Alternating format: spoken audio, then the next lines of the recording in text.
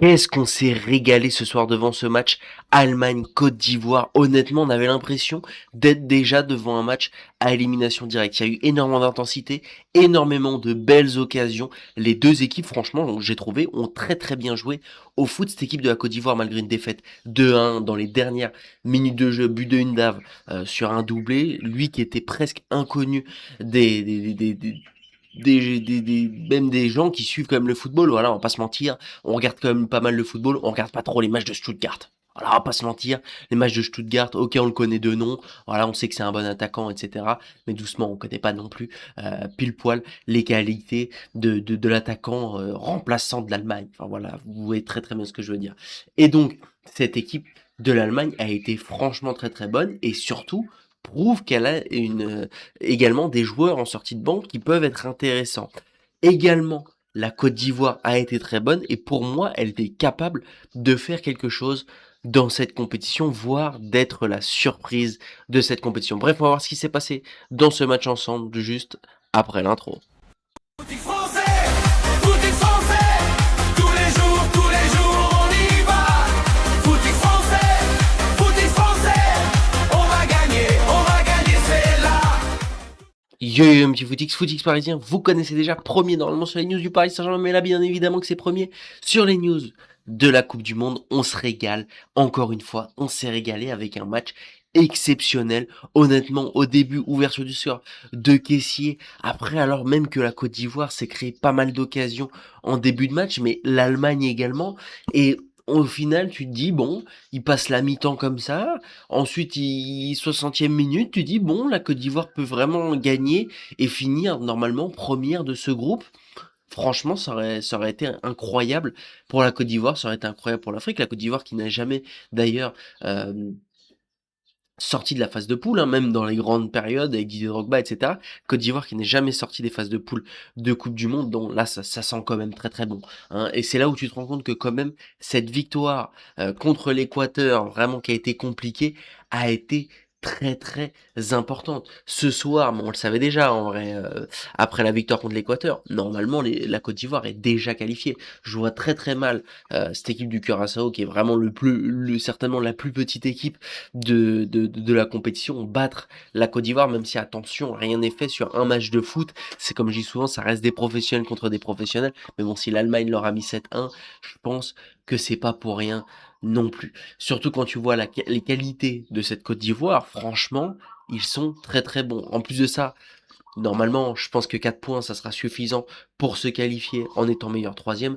Donc, voilà, je pense que même en cas d'égalité, un match mauvais, ça devrait le faire. Voilà, je pense même de toute façon que cette équipe de la Côte d'Ivoire va terminer deuxième de son groupe. Ça m'étonnerait pas du tout. Maintenant, qu'est-ce qui s'est passé pendant ce match? Déjà, au niveau des compositions, bon, tu te rends compte que même cette équipe d'Allemagne, il y a des bons joueurs, des très bons joueurs. Kimmich, qui pour moi, normalement, quand il est placé au milieu de terrain, l'un des meilleurs milieux de terrain au monde.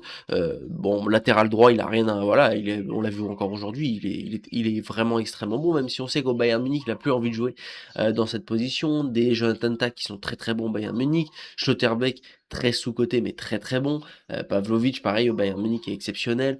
Des Moussiala, qui même s'il est pas totalement en grande forme... Voilà, il y a des joueurs très très bons. Et t'as des joueurs quand même qui sont en méforme, hein. Des Leroy Sané, tu sens, voilà, c'est compliqué. Havertz qui a été pas mal blessé cette saison, tu sens pareil que c'est compliqué. Voilà, tu sens qu'il y a des joueurs qui sont pas non plus totalement au top de leur forme. Mais t'as des joueurs ce soir qui ont été exceptionnels du côté allemand. Nmeka, vous me le signez au Paris Saint-Germain. Enfin, ce mec-là, il va pas passer l'été au Borussia Dortmund. Non, mais je vous le dis. Il a fait un match, il a été exceptionnel. Pour moi, c'est l'homme du match. Pour moi, c'est largement l'homme du match ce soir. Il a été exceptionnel. Récupération de balles, machin. Même offensivement, il a parfois été dangereux. Des retours défensifs incroyables. Pour moi, il est largement l'homme du match et franchement, il a été vraiment exceptionnel. J'aimerais que le Paris Saint-Germain s'interroge sur son cas. En plus, le mec, il fait 1m90, il court vite. C'est quoi ce Golgoth? Cet athlète de malade là? C'est quoi ce mec? Bref, du coup, cette équipe allemande qui a été intéressante et même en sortie de banc, bah tu vois, bon, même si Schlotterbeck est sorti à 46e minute sur blessure, t'as un Rudiger qui est très intéressant. T'as un Rudiger qui est très intéressant.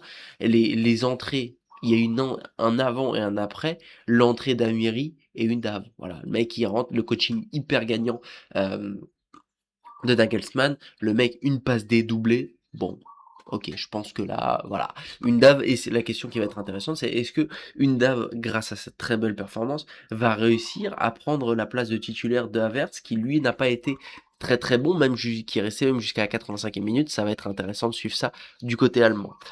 Côté ivoirien, déjà j'ai été un peu surpris. Mettre Singo contre Guéladoué sur le terrain, j'ai été choqué.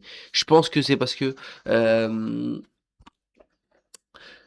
Faé a voulu que l'équipe soit beaucoup plus défensive. Je pense que c'est pour ça, parce qu'honnêtement, quand t'as un Guéladoué sur le terrain, enfin, je veux dire, pour moi, Guéladoué, pour moi, c'est un mec, tu le mets top 5 des latérales droits au monde actuellement, ça me choque pas du tout. Et je dirais même que, je crois que je dis top 5 pour pas dire une dinguerie, parce qu'il y en a quand même des bons, mais honnêtement, top 5 et pas cinquième, hein. Top 5 et pas cinquième. Et au final, c'est un coaching qui s'est avéré vraiment gagnant. Singo, ce soir, a été exceptionnel défensivement parlant. Il a été vraiment très très bon. Et celui pour moi qui a vraiment été incroyable ce soir, bon déjà il y a tout le milieu de terrain de la Côte d'Ivoire a vraiment été très très bon. Euh, Quand tu sais qu'en face t'as quand même, comme je vous ai dit, il y a Nmecha qui a été, Nmecha qui a vraiment été très très bon. Pavlovic, on le sait au Bayern Munich, c'est pareil, c'est très très bon. C'est Diomandé. Non mais Diomandé, le PSG va falloir mieux le recruter. Les Ivoiriens, vous êtes gentils, vous allez nous le laisser. Il est trop fort ce mec. Ce mec il est trop fort. Les gens parlent de Boadi, etc. Bon, j'ai pas envie de, voilà, pas envie de mettre machin en concurrence. Le meilleur jeune de la Coupe du Monde pour l'instant, c'est Diomandé. Son match contre l'Équateur, exceptionnel. Et là encore, un match très très bon ce soir. Très très bon ce soir. C'est lui qui fait presque la passe D à Kessié sur le but grâce à son centre, etc. Bref, franchement, il est trop fort. Il te crée il te crée des choses. Ce mec-là, c'est le futur. C'est le futur. C'est un futur ailier mondial, quoi. C'est vraiment trop fort. Je pense que si le Paris Saint-Germain laisse passer cette future star, je pense qu'on le regrettera très largement. En tout cas, cette Côte d'Ivoire va finir logiquement cette deuxième journée, sa deuxième journée de Coupe du Monde, troisième, parce que je pense quand même que l'Équateur va gagner plus qu'un 0, en tout cas plus qu'un but d'écart contre Curaçao, donc va avoir le même nombre de points que la Côte d'Ivoire, mais aura certainement plus de buts que la Côte d'Ivoire, plus de différence de buts. Maintenant, en dernière journée, tu as la chance de rencontrer Curaçao, alors que l'Équateur va devoir rencontrer à l'Allemagne, ça va être très compliqué pour eux. Maintenant, attention, ça peut aussi être piège. Pourquoi? Parce que si l'Équateur a 3 points, la Côte d'Ivoire a 3 points, l'Allemagne, ils peuvent faire tourner pour le dernier match. Et c'est ça aussi qu'il faut se dire, parce que ça va dépendre du nombre de buts que va marquer demain l'Équateur contre le Curaçao, parce que si, en gros, si l'Allemagne peut avoir juste une égalité pour garder sa première place, je pense honnêtement qu'ils vont signer et qu'ils vont commencer à faire tourner, et donc ça peut être compliqué suite à ça pour la Côte d'Ivoire, ou même une défaite de l'Allemagne les qualifierait, les mettrait premier du groupe. Je pense que ça pourrait faire réfléchir, que ça pourrait avoir énormément d'impact sur ce match. Bon bref, voyons ce qui s'est dit sur les réseaux sociaux. Les Ivoiriens climatisés, effectivement, but dans les arrêts de jeu, c'est relou. En plus de ça, t'as eu la blessure de Singo, pareil, j'y repense, qui était relou, tu le vois en larmes après, c'est hyper triste pour cette équipe de la Côte d'Ivoire, surtout après sa très bonne performance ce soir.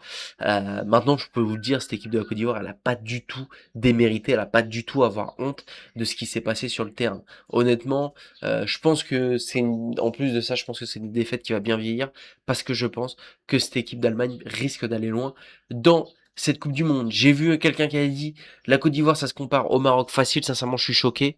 Honnêtement, je trouve que sur les deux matchs, même si c'est, bah, je sais pas, parce que le Maroc contre le Brésil, c'était très fort. Mais après, contre l'Écosse, c'était plus compliqué. Je dirais que sur les deux matchs, honnêtement, ça a été plus intéressant que cette équipe du Maroc. Honnêtement. Ou en tout cas, on en est vraiment pas loin.